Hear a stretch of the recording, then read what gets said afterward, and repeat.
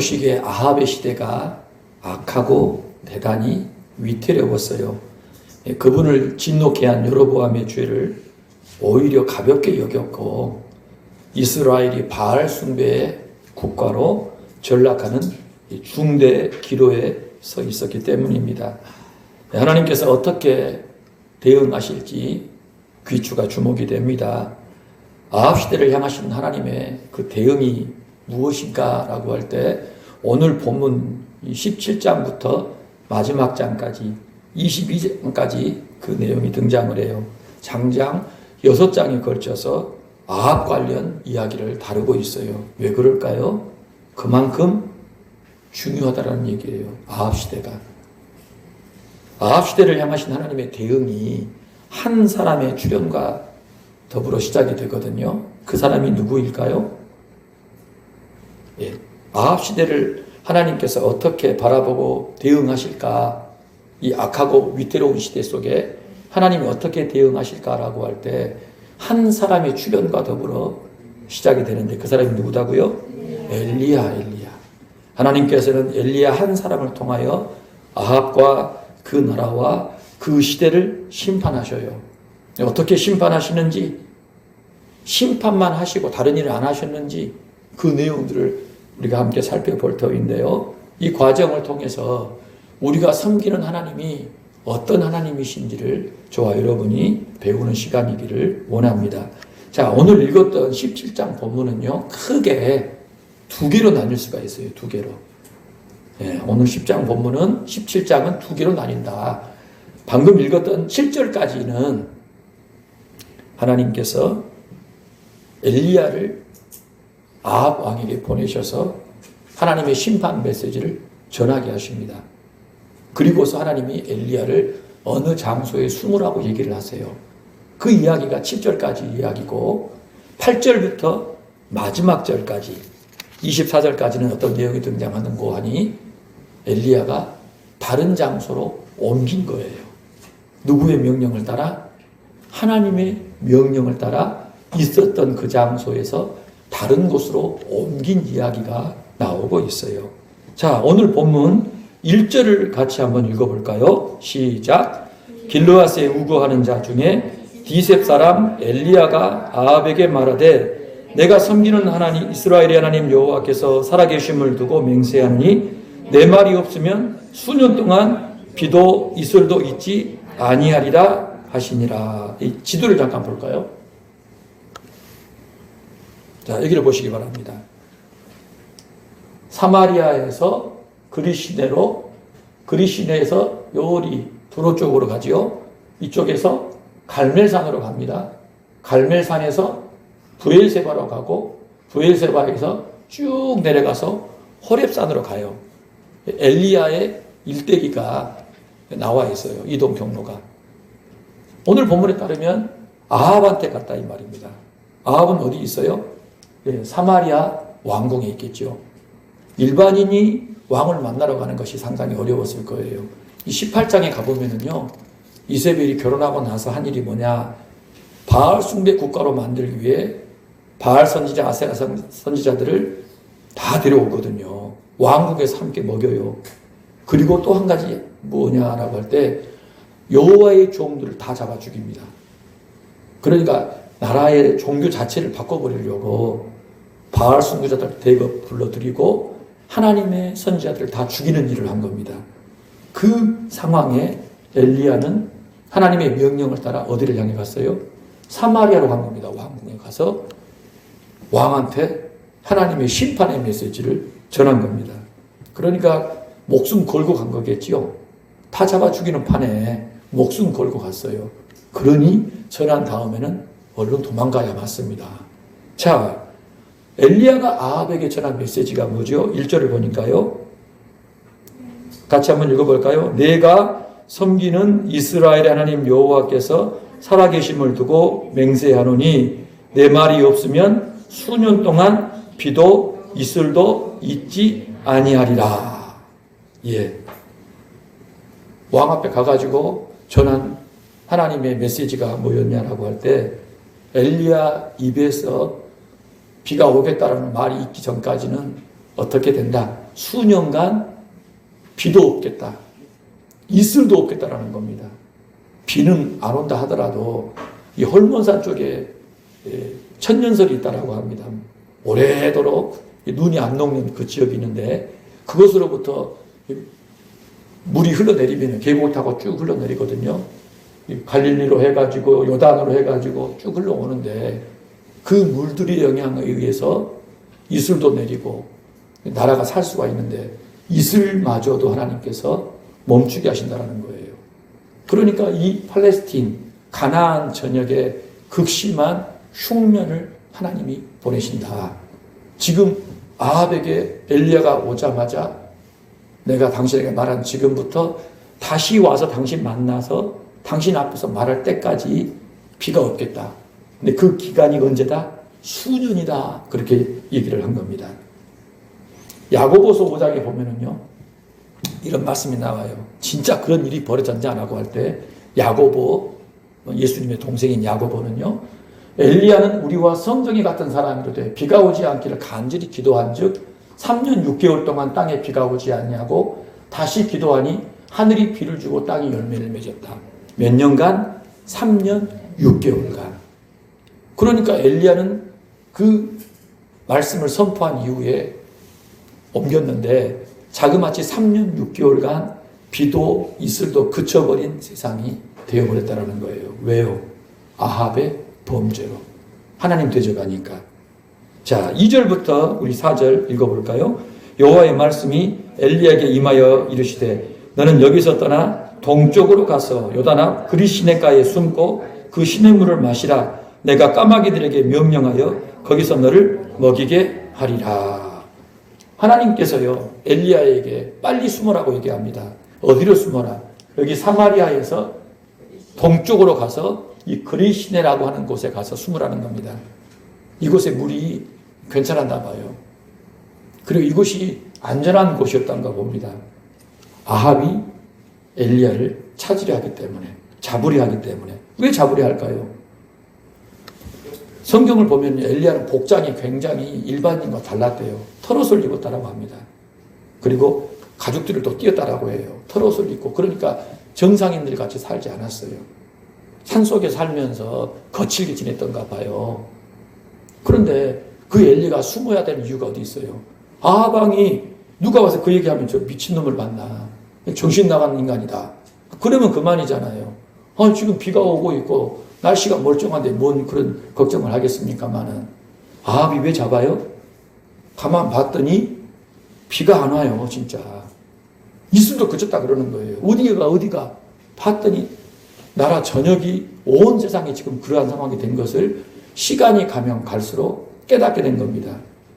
그러니까요, 아합과 이세벨의 입장에서는요, 야, 와야 될 비가 안 오니까, 이거 왜 그런데 원인을 이것저것 찾아봤겠지 않겠어요? 그리고 기근이 있다고 하니까 그거 해소해 보려고 여러 가지 방법들을 동원했겠죠. 중국에서는 우리나라에 인공 강우를 통해서 미세먼지를 없앤다고 하지 않습니까? 중국에서 썼던 것을 우리나라에서 썼다라고 해봅니다. 우리나라가 하도 미세먼지가 심하니까 문재인 정부 때 인공 강우 해가지고 미세먼지 차단하게끔 그렇게 진행했다라고 해요. 요즘에는요, 비가 안 와도요, 하늘에 대고 물 쏴버리면 비가 오게끔 한답니다. 근데 여러분, 그 문제가 지금 사실은요, 복잡하잖아요. 아합과 이세벨도, 지금 비가 오지 않으니까 여러 가지 방법들을 다 동원해 봤을 거라 이 말이에요. 그런데 다 안 돼. 안 먹히는 거예요. 말짱 헛거예요. 그러니까 이제 어떤 판단이 드는 거예요? 그 인간, 내 앞에 나타나서 여호와 이름으로 심판을 선언한 그 사람 당장 잡아들여라. 진짜 그 말일까? 자기가 다시 말하기 전까지는 비가 안 온다는 말이 진짜일까 하더니 뒤지기 시작한 겁니다. 엘리야를요. 하나님께서요, 이미 다 내다보시고 엘리야를 어디 숨기셔요? 그리 시내, 요단을 건너갈 수밖에 없는 지역으로 딱 숨겨놓고 거기 머물게 하신 겁니다. 그러면 기근의 때 엘리야는 뭐 먹고 삽니까, 여러분? 난감하잖아요. 하나님께서 뭐라고 말씀하셔요? 까마귀에게 명령한답니다. 하나님이 누구에게 명령해요? 까마귀에게. 누가 명령해요? 하나님이 까마귀에게 명령해서 그 기근의 때 까마귀도 먹을 것이 없을 그때에 아침과 저녁으로 떡과 고기를 물어서 나르게 하시겠다라고 얘기합니다. 놀랍지 않습니까, 여러분? 하나님께서 사랑하시는 그 사랑, 하나님의 백성들에 대해서 어느 정도까지 책임을 지시냐라고 할 때요, 동원하실 수 있는 모든 방법들을 다 동원하셔서라도 하나님의 백성들은 책임지신다는 거예요. 기근이다, 세상이 굉장히 어렵다, 뭐 경제적으로, 정치적으로, 사회적으로 혼란이다, 그 많은 걱정과 불안과 두려움이 가득한 세상을 살아가겠지만 하나님 사랑하신 하나님의 백성들에 대해서는 하나님이 그 모든 이해와 상식을 초월한 방법을 동원하셔서 보살피시고 먹이시고 인도하신다는 사실입니다. 할렐루야. 아멘. 그러니까 여러분 두려워하지 마세요. 걱정하지 마세요. 내가 하나님의 뜻대로 살아갈 때 외로울 수 있잖아요.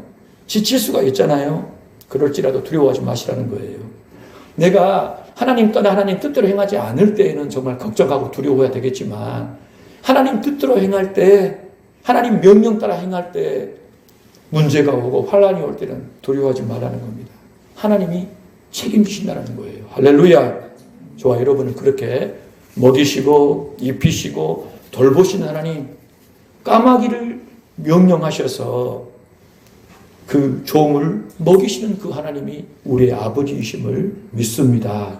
그 하나님 신뢰하시길 축복해요. 자, 5절부터 7절을 같이 한번 읽어봅시다. 그가 여호와의 말씀과 같이 하여 곧 가서 요단 앞 그리 시냇가에 머물매 까마귀들이 아침에도 떡과 고기를 저녁에도 떡과 고기를 가져왔고 그가 시냇물을 마셨으나 땅에 비가 내리지 아니하므로 얼마 후에 시내가 마르니라. 어떻게 됐습니까, 여러분? 하나님의 말씀대로 그대로 성취됐어요. 하나님이 사마리아에 가서 아합에게 말해라. 아멘. 순종했어요. 그리고 하나님이 그리 시냇가에 가서 숨어라. 까마귀 명령해서 먹이겠다. 그대로 이루어졌다는 것입니다. 그런데 여러분, 얼마 있으니까 어떤 일이 발생합니까? 머물러 있던 그리 시냇가의 물도 마르게 된 겁니다. 더 이상 마실 물이 있어요, 없어요? 없어요. 자, 이제 어떻게 하지요? 어떻게 하면 될까요, 여러분? 하나님 명령 따라 왔는데 이제는요, 까마귀도 안 오고 마실 물도 없어요. 자, 하나님께서 뭐라고 말씀하십니까? 8절을 한번 볼까요? 8절과 9절을 읽어봅시다. 여호와의 말씀이 엘리야에게 임하여 이르시되 너는 일어나 시돈에 속한 사르밧으로 가서 거기 머물라. 내가 그곳 과부에게 명령하여 내게 음식을 주게 하였느니라. 아멘. 자, 하나님께서 엘리야에게 뭐라고 명령하셔요? 너 일어나. 지금 어디로 가라? 시돈에 속한 사르밧으로 가서 거기 머물라. 그렇게 말씀하십니다. 여러분 보세요. 두로가 있고 시돈이 있지요. 여기를 페니키아 땅이라 그럽니다. 우리가 학교 다닐 때 히타이트족이라고 들어봤을까요? 철기 문명을 가지고 해상 무역을 많이 했던 그런 문명, 영어를 퍼뜨렸다라고 얘기도 하고 하는데, 여러분 바로 이 두로와 시돈 지역입니다. 그런데 여러분 공교롭게도 이 땅은 누구의 땅이에요? 이세벨의 모국이에요. 이세벨의 모국. 아버지가 왕인 그 나라, 이 두로 시대 땅이거든요. 하나님이 지금 여기 머물러 있던 엘리야를 요리 보낸 거예요. 적국으로. 그리고 바알 숭배자들의 본거지, 이세벨의 모국으로 보낸 겁니다. 아합과 이세벨은 지금 열심히 찾고 있겠잖아요. 다 뒤지는데 설마 어디를 갔을까? 시돈 두로를 갔을까 생각을 했겠죠. 설마 그들 갔을까? 하나님께서요 다 내려보시고 엘리야를 이 두로와 시돈 땅 사르밧이라고 하는 땅으로 옮기신 거예요. 자, 옮기시면서 하나님이 뭐라고 얘기하십니까? 야, 내가 한 과부에게 명령했다라는 겁니다. 까마귀에게 명령해서 먹이시더니 한 과부에게 명령해서 너 먹이게 했고 너 먹이도록 했고 너 그곳에 머물게 했다. 그렇게 명령한 거예요. 그래서 엘리야가 어떻게 합니까? 하나님 명령 따라 두로와 시돈 사르밧을 향해서 나간 거예요. 그러니까 엘리야를 가만히 보니까요, 사마리아도 하나님 명령 따라, 메시지도 하나님 명령 따라, 그리고 그리 시대까지 숨는 것도 하나님 명령 따라. 그렇지요. 그리고 두로에 속한 사르밧으로 갈 때도 하나님 명령 따라 간 거예요. 오직 하나님의 명령을 따라 그가 나아간 겁니다. 아유, 내일 어떻게 하지? 앞으로 어떻게 하지? 하나님 명령 따라 한 발짝 한 발짝 발걸음을 내딛어서 진행해 나아갔다는 겁니다. 광야 이스라엘 백성들이 그랬어요. 그리고 오늘 우리의 삶도 그렇습니다. 인생에 대해서 내일 것 걱정하고 내년 것 걱정하지 말라는 겁니다. 하나님이 아셔요. 하나님이 진행하셔요. 우리는 뭐만 하면 되는 거예요. 하나님 말씀대로 순종하고 예배하며 주신 삶 속에서 하나님께 충성하기만 되는 거예요. 그런데 인간이 그러질 않아요. 어때요? 앞으로까지 다 끌어당겨가지고 막 짊어지고 해결하려고 합니다. 인간적인 방법 동원해서 하려고 해요. 그러니까 하나님을 불신하게 됩니다. 하나님 명령을 외면하게 되는 거예요. 그러면 평안이 깨지고 결국에는요, 세상에 빠지게 된다는 사실이에요. 오늘 저와 여러분 이 부분 굉장히 주의해야 한다는 겁니다. 여러분 지금 아합과 이세벨은요, 눈에 불을 켜고 엘리야를 찾고 있어요. 눈에 불을 켜고 엘리야를 찾고 있습니다. 뒤지지 않은 나라와 민족이 없다라고까지 18장에서는 얘기를 하고 있는데 하나님은 어디다가 딱 숨겨놓으셨어요? 시돈 땅, 사르밧에 딱 숨겨놓은 겁니다. 그러니까요, 아합과 엘리야 간에 숨바꼭질이 지금 진행되고 있는데 찾을 수 있어요? 없어요? 없어요. 누가 숨기셨기 때문에? 하나님이 숨기셨기 때문에. 네, 하나님이 숨기시면은요, 누구도 찾을 수 없어요. 하나님이 보호하시면은요, 누구도 해할 수가 없다라는 겁니다.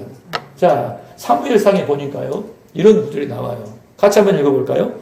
다윗이 광야의 요새에도 있었고 또 십광야 산골에도 머물렀으므로 사울이 매일 찾되 하나님이 그를 그의 손에 넘기지 아니하시니라.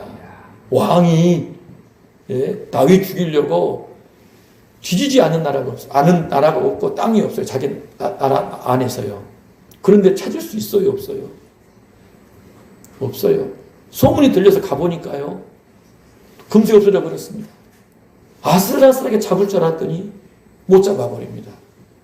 심지어는요, 자기 창과 물병까지도 다윗이 몰래 와가지고 훔쳐가는 일까지 발생합니다. 사울 왕이 동굴 속에 들어가가지고 변을 보고 있는데 하필이면 그곳이 어디였어요? 다윗이 숨어 있는 데였어요. 다윗이 있는 줄 모르니까 다윗이요, 옷을 딱 베고 갑니다. 그런 기가 막힌 상황들이 연출되는 거예요. 왜 그런 겁니까?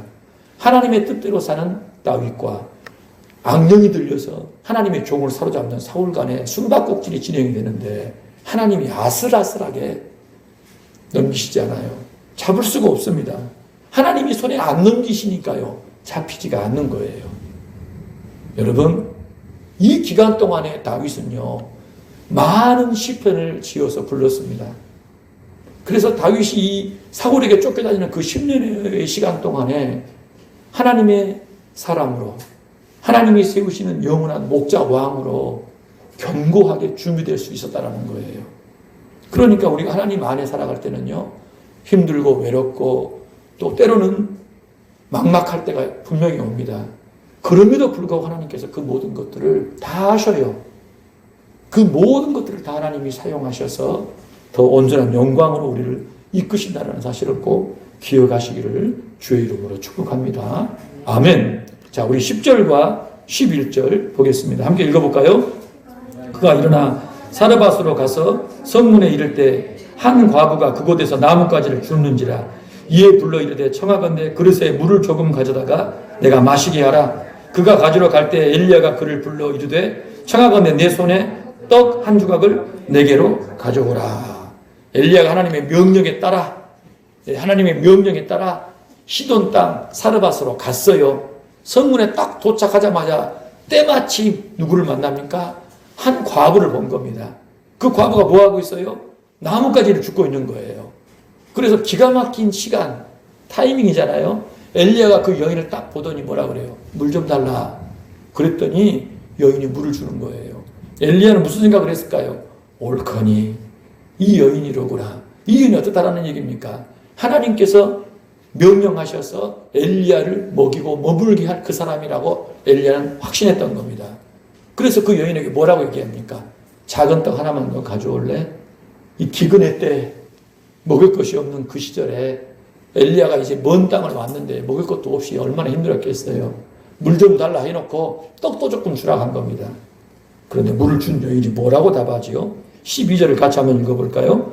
그가 이르되 당신 하나님 여호와께서 살아계심을 두고 맹세하노니 나는 떡이 없고 다만 통에 가루 한 움큼과 병에 기름 조금뿐이라 내가 나뭇가지 둘을 주워다가 나와 내 아들을 위하여 음식을 만들어 먹고 그 후에는 죽으리라. 여러분 충격적인 이 반전이 아닙니까?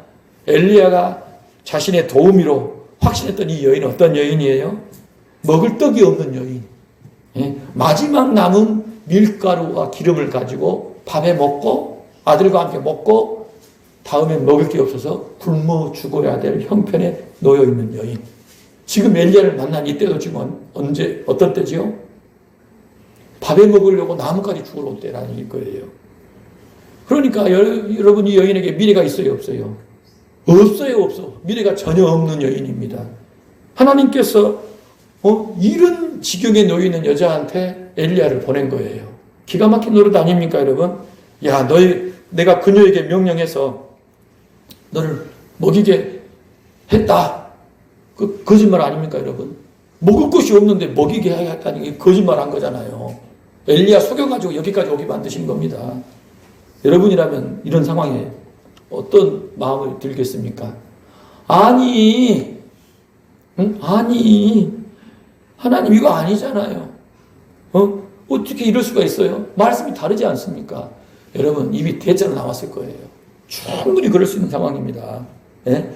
넉넉한 형편을 가지고 있는 그 여인에게 보내줘가지고 걱정 없이 먹고 푹 쉬면서 지내다가 또 하나님 명령 따를 걸로 생각을 했는데 아니 웬걸 이 마지막 끼니를 지금 마련하고 있는 그 여자에게 데려다 놓으신 거예요. 놀랍지 않습니까, 여러분? 자, 13절 같이 한번 읽어볼까요?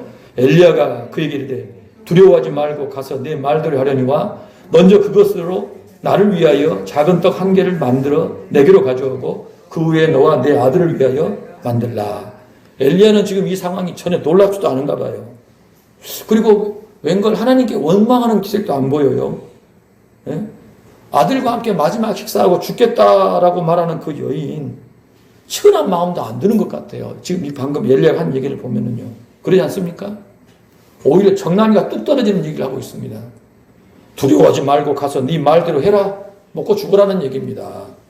근데 가기 전에 마지막 그 음식으로 먼저 누구를 위하여? 나를 위하여 떡 하나 만들어 갖고 오너라.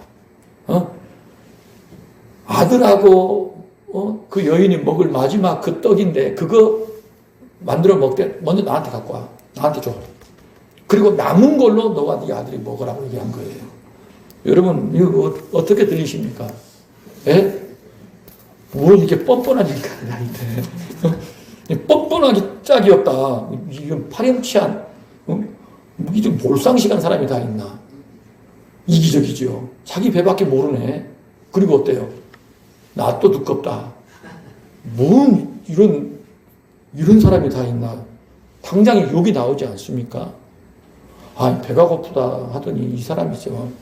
이렇게까지 이기적이고 자기밖에 모르는 사람이 돼버렸네. 충분히 그럴 수 있는 상황을 지금 엘리야가 보여준 거예요. 자, 14절 같이 한번 읽어볼까요?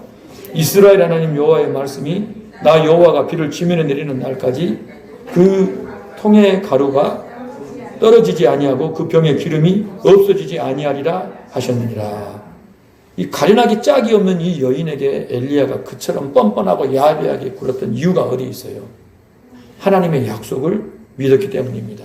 하나님이 뭐라고 약속하셨어요? 하나님께서 비를 지면에 다시 내리는 날까지, 비가 오는 날까지 이 여인의 통에 있는 가루가 떨어진다, 떨어지지 않는다. 떨어지지 않는다. 병에 있는 기름이 없어진다, 안 없어진다. 안 없어진다. 하나님이 그렇게 약속하셨기 때문에 엘리야는 그걸 이미 들으시고 어때요? 믿은 거예요, 그거를요. 지금 마지막 끼니 식사를 준비하고 있는 참담하기 그지없는, 암울하기 그지없는, 말 붙이기도 참 난감한 상황의 그 여인인데 엘리야는요 그 여인을 보고서 전혀 아무렇지도 않게 편하게 대할 수 있었던 이유는 무엇입니까? 예? 여인의 상황이 금세 역전될 것을 알았던 거예요. 왜요? 하나님께서 여인에게 행하실 일을 믿었기 때문에 비가 다시 올 때까지 이 여인은 지금 통에 가루, 병의 기름이 마르지 않고 계속 공급이 될 것이다. 그런 일이 어떻게 가능해? 지금 뻔히 내 단지 안에 있는 가루와 기름이 보이잖아요. 누구보다 본인이 더 잘 알잖아요. 그러지 않습니까, 여러분? 근데 그게 끼니를 준비할 때마다 마르지 않고 계속 공급된다는 거예요. 어떻게 그런 일이? 신비죠, 신비. 불가능한 일이 어떻게 가능합니까? 하나님이 행하시니까. 하나님이 행하시면은요, 내 눈으로 분명히 확인했는데, 수백 번을 확인을 했는데도 불구하고, 그 불가능한 그 일이 이루어진다는 겁니다. 할렐루야. 오늘 저와 여러분도 그 하나님의 자녀로서 보호를 받으며 양육받고 있다는 사실을 꼭 기억하시기를 바랍니다. 여러분, 이 장면 속에서 저와 여러분이요, 엘리야의 확신에 대해서 다시 한번 도전을 받지 않습니까? 원망과 불평이 정말 터져 나올 만한 상황 아닙니까? 그럼에도 불구하고 그가요, 전혀 평안해 버립니다. 예? 원망이 나오고 불평이 나오고 막 불안하고 초조할 수밖에 없는 그런 상황임에도 불구하고 엘리야는요, 평안해요. 놀랍지 않습니까? 어쩌면 이렇게 요지부동한 그 믿음일 수 있어요. 경험했기 때문에. 그리시네가에서 까마귀에게 명령하셔서 자신을 먹이신 하나님이시라는 걸 확인했기 때문에 이제 하나님께서 적국의 땅 사르밧에 있는 아무것도 없는 여인일지라도 그 여인의 삶을 바꾸셔서 그 여인을 통하여 그분의 말씀을 성취하신다는 사실을 믿었기 때문에 여러분 그렇게 평안할 수 있었다는 사실입니다. 여러분 어떤 상황이냐가 중요한 게 아니에요. 우리는요 상황이 중요해요. 그렇죠? 상황이 중요해요. 우리는요. 그러나 하나님께서는 무엇을 말씀하셨느냐 그게 더 중요하다라고 가르치고 계신다는 사실입니다.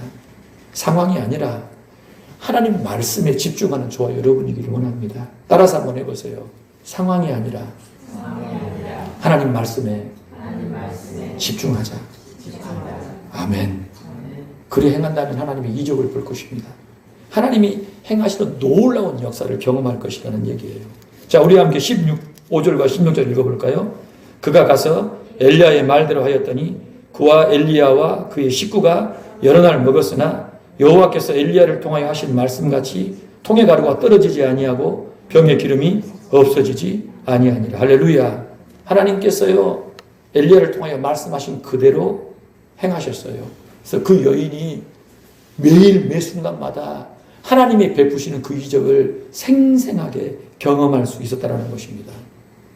아합과 이세벨이 엘리야를 찾으려고 혈안이 되어가지고 눈에 불을 펴고 뒤지고 있는 그 마당에 정말 이잡듯 나라와 민족을 뒤지지 않는 나라가 없는 그때 하나님께서는 엘리야를요 두로와 시돈의 사르밧 땅에 딱 보내셔가지고 가난한 이 과부를 통하여 이적을 행하신 겁니다. 그래서 그곳에 평안하게 지내면서 엘리야가 이제 하나님과 교제하면서요 하나님의 다음의 명령을 수행할 수 있는 더 신실한 하나님의 종으로 준비되게 하셨다는 사실입니다. 아멘. 지금 내 삶이 하나님의 보호와 인도 가운데 진행된다는 사실을 믿으셔야 돼요. 나는 이게 없어. 나는 저게 없어. 누구는 저러는데 나는 이래. 여러분 그런 얘기 하지 마세요. 하나님의 철저한 보호하심 속에 양육 속에 내 삶이 진행되고 있다고 믿으시고 온전히 하나님께만 집중하시길 주의 이름으로 축복합니다. 자, 그런데 이제 17절부터 어떤 일이 벌어집니까? 네, 17절을 보니까요. 이 일 후에 그 집 주인 되는 여인의 아들이 병들어 증세가 심히 위중하다가 숨이 끊어진지라. 예, 이 아들이 죽어버렸어요. 중병을 앓다가 죽어버렸습니다. 아니 좋은 일만 있으면 좋을 텐데 갑자기 이 불행한 일이 터져버린 겁니다. 기근의 때 하나님의 사람이 찾아와가지고 기근을 면하게 되었지요. 그리고 그의 가르침도 듣고 정말 가족이 더 없는 천국으로 변화되는 그런 경험을 맛봤을 터인데, 아니, 아들이 병을 앓다가 결국 죽게 된 것입니다. 여러분, 이런 상황에 그 여인이, 그 과부가 한 이야기가 참 가슴 아픈 얘기죠. 18절 읽어볼까요? 여인이 엘리야에게 이르되 하나님의 사람이여, 당신이 나와 더불어 무슨 상관이 있기로 내 죄를 생각나게 하고 또 내 아들을 죽게 하려고 내게 오셨나이까. 이 무슨 얘기입니까? 원망하는 얘기입니다. 당신은 내게 불청객입니다. 아니, 지금까지 그렇게 복받고 은혜받고 좋았잖아요. 근데요, 절대 잃지 말아야 될 게 뭐예요? 과부에게 아들이 끙끙 앓다가 죽어버린 겁니다. 그러니 지금까지 받은 복은 다 뭡니까? 다 소용없어요. 다 의미가 없는 거예요. 하나도 안 받은 거예요. 지금 내가 겪는 이 고통이 가장 큰 겁니다. 그래서 뭐라고 얘기해요? 당신 나한테 오더니 내 죄 기억나게 하고 내 아들을 죽게 만들었다. 당신 내 인생의 불청객입니다라고 정말 쓰디쓴 원망과 불평의 말을 쏟아내버린 거예요. 자, 19절부터요. 21절까지를 보니까요. 엘리야가 그에게 그의 아들을 달라 하여 그를 그 여인의 품에서 받아 안고 자기가 거처하는 다락에 올라가서 자기 침성에 누이고 하나님께 부르짖습니다. 내 하나님 여호와여, 주께서 또 내가 우구하는 집 과부에게 재앙을 내리사 그 아들이 죽게 하셨습니까? 하고 그 아이 위에 몸을 3번 펴서 엎드리고 여호와께 부르짖어 이르되 내 하나님 여호와여, 원하건대 이 아이의 혼으로 그의 몸에 돌아오게 하소서. 여러분, 여기 기도 가운데 참 아픈 이야기가 하나 있어요. 20절에 보니까요, 주께서 또 내가 우거하는 집 과부에게, 또라는 말, 또. 엘리야는 여러분 그런 마음에 조금 아픔이 있었던가 봐요. 자기가 말만 하거나 자기가 가면 다 저주가 임해. 자기 때문에 이스라엘 땅에, 저녁에 온 땅에 저주가 왔잖아요. 기근이. 이제 여기 왔는데, 여기 와서 괜찮을 줄 알았더니 아들이 죽는 사건이 발생한 거예요. 또 내가 화관이 됐구나, 저주가 됐구나 하는 마음에 괴로워하는 겁니다. 하나님, 왜 나를 이렇게만 쓰신가요? 라고 한 거예요. 그리고서 간절히 기도하면서 그 아이 위에 3번을 편 겁니다. 몸을 엎드린 거예요. 그리고 하나님 앞에 아이의 영혼을 몸속으로 다시 보내달라고, 병 앓고 죽은 그 아이의 영혼이 돌아와 다시 살아나게 해달라고 기도한 겁니다. 여러분, 어떻게 됐죠? 이 기도에 22절에 보니까요, 여호와께서 엘리야의 소리를 들으심으로 그 아이의 혼이 몸으로 돌아오고 살아난지라. 할렐루야. 그 기도를 들으신 하나님께서 아이를 살려버리셔요. 영혼이 돌아오게 된 겁니다. 살아났어요. 그래서 엘리야가 그 아이를 안고 다락에서 방으로 내려와 어머니에게 주면서 네 아들이 살았다 보여준 겁니다. 그러자 24절에 여인이 뭐라고 얘기합니까? 내가 이제야 당신은 하나님의 사람이시요 당신의 입에 있는 여호와의 말씀이 진실한 줄 아노라. 지금까지는 하나님의 사람이 아닌 줄 알았습니까? 알았지요. 이미 성문에서 처음 볼 때도요, 하나님 섬기는 사람인 줄 알았어요. 그리고 엘리야가 매일매일 보여주는 그 이적이 있잖아요. 가루가 기름이 마르지 않는 걸 보면서 하나님의 사람인 걸 알았어요. 엘리야와 함께 보내면서 그가 가르친 하나님의 말씀을 매일 묵상하고 들으면서요, 하나님을 알게 됐어요. 그런데 아들 죽으니까 다 소용없어요. 믿음이 어느 정도 섰다 생각을 했는데요, 아들 뺏어가 버리시니까 어때요? 원망이 터져 나온 겁니다. 지금까지 받은 은혜 다 물러간 거예요. 다 사라져 버린 겁니다. 그런데 내 아들이 정말 살아난 걸 보니, 내가 살려달라고 애원을 해도 살아날 수 없었던, 중병 들어서 죽어가는 그 아들, 마침내 죽었더니 살아난 걸 보니까 어떻다는 거예요. 진짜 하나님의 사람이시고 하나님의 말씀이 진실한 걸 내가 믿겠다라는 겁니다. 하나님께서 여러분, 이 두로와 시돈 땅, 이 적국의 땅에 하나님의 백성을 심어 놓으셨나 봐요. 온 땅을 심판하실 그때, 구원할 자를 찾으실 때요, 그 땅을 찾아가셔서 그 여인을 구원해 내신 겁니다. 하나님을 가르쳐 주셔요. 만나게 하셔요. 신앙을 키워주십니다. 하나님의 종을 통하여. 거기에 그치지 않고요, 고난을 주셔요. 어떤 고난입니까? 아들을 잃는 고난. 근데 그 고난 속에서 그 여인은요, 하나님을 더 깊이 만나는 거예요. 받았던 모든 은혜가 다 끝났다라고 생각을 했는데 살기심으로 말미암아 더 크신 하나님을 만난 거예요.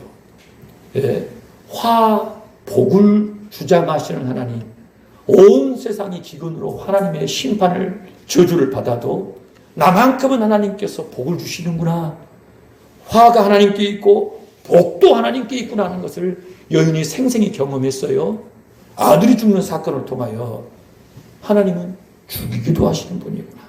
그런데 그 아들을 다시 살려내시는 하나님, 생사까지도 그분의 손안에 있다라고 하는 것을 여인이 아주 철저하게 경험한 겁니다. 할렐루야. 그러니까 여인은 어떤 하나님을 만난 거예요? 생사 화복의 하나님, 만물이 하나님께 있다라고 하는 것을 깊이 경험하고서 진짜 하나님 앞에 신실한 사람으로 그 시대 앞에 세워지게 된 것입니다. 아멘. 오늘 저와 여러분이 이 아합 시대 하나님께서 엘리야를 세우셔가지고 행하신 일들을 확인했어요. 세상이 험합니다. 그분의 나라를 대적하는 세력들 또한 엄청나게 많습니다. 강합니다.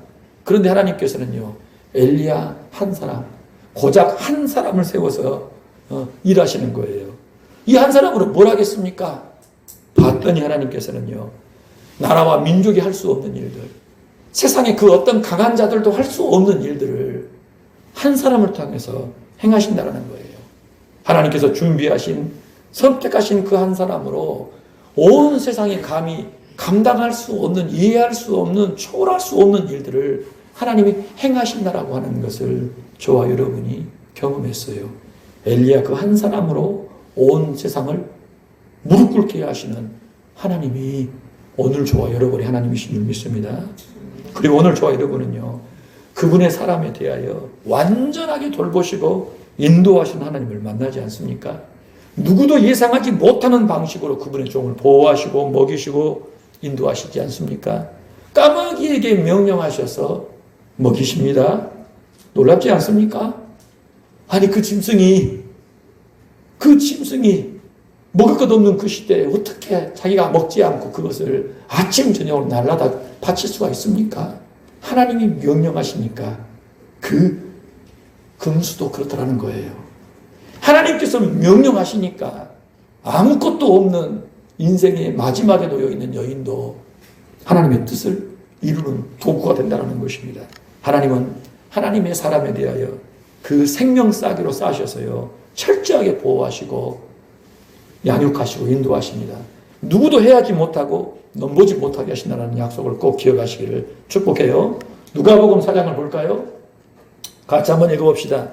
내가 참으로 너희에게 이르노니 엘리야 시대에 하늘이 3년 6개월간 닫히어 온 땅에 큰 흉년이 들었을 때 이스라엘에 많은 과부가 있었을 때 엘리야가 그중 한 사람에게도 보내심을 받지 않고 오직 시돈 땅에 있는 사렙다의 한 과부에게 뿐이었으며, 아합 시대를 심판하시는 중에도요, 하나님은 이스라엘 나라 밖에 극심한 우상 숭배의 나라 그 한복판에 살고 있는 그분의 백성을 찾아내셔서 그분의 품으로 이끄시는 그 일들을 행하시는 하나님이시라는 사실이에요. 할렐루야. 온 세상을 심판하시는 중에도 택하신 그분의 백성을 모으시는 그 일은 절대 실패 없이 진행하시는 하나님이시라는 사실입니다. 어느 시대, 어느 나라, 어느 민족에게서든 그 일을 지금도 행하고 계신다는 사실이에요. 할렐루야. 아멘. 지금도 그 일이 진행되고 있고요. 저와 여러분이 바로 그 구원의 그 사역의 열매라는 사실입니다. 내가 어떻게 예수 믿었대? 내가 어떻게 예수 믿었대? 내가 어떻게 하나님의 자녀가 되었대? 그 많은 사람들 가운데 어떻게 나 같은 것이 나 같은 것이 먼지만도 못한 것이 내가 예수를 믿고 하나님의 사랑을 받으며 아버지라 부르고 그 보석에 사냐 이거예요. 하나님이 행하시니까, 하나님이 나를 그렇게 귀히 여기시니까 그렇게 하나님께서 사랑하셔서 돌보신다는 거예요. 하나님은요, 심판할 자를 심판하십니다. 구원할 자를 구원하셔요. 그 하나님, 구원과 심판이, 심판과 구원이 그분께 달려 있어서 온 세상에 대하여 심판을 진행하시는 중에도 구원할 자들을 구원하시는 그 일을 행하신다는 사실을 구원하신 그 사람을 더 온전한 하나님의 사람으로 더 깊이 끌어가시는 하나님이시라는 사실을 저와 여러분이 만난다는 겁니다. 우리가 그 하나님의 구원의 사역의 열매라는 사실, 그리고 동역자로 부름받았다는 사실을 꼭 기억하시길 바라요. 내가 하나님의 구원 역사의 동역자다. 나를 파송하셨다. 나는 이 위대한 사명을 위하여 존재한다는 그 의식을 꼭 기억하시길 바라요. 주께 사랑하시는 성도 여러분, 세상이 아무리 강하고 아무리 지혜롭고 또 죄의 물결이 아무리 거셀지라도 하나님을 이길 수 없습니다. 성경이 증언하시는 그 하나님은요, 만물과 인생의 소유권, 통치권을 홀로 가지신 유일하신 분이십니다. 그 누구도 그 무엇도 하나님을 이길 수 없어요. 그분을 상대할 자가 없고 그분을 이길 자가 결단코 없다라는 사실입니다. 그 하나님이 내 편이십니다. 따라서 해보세요. 하나님이 내 편이시다. 나를 떠나지 않으신다. 그분을 신뢰하고 그분께 순종하는 나에게 그분의 은혜와 능력이 언제나 함께한다는 사실을 기억하시고 이 믿음을 따라 우리에게 주어진 모든 삶을 그분과 함께 그분의 뜻에 따라 그분을 위하여 충성하시는 주 안의 가족이 되시기를 주의 이름으로 축복합니다.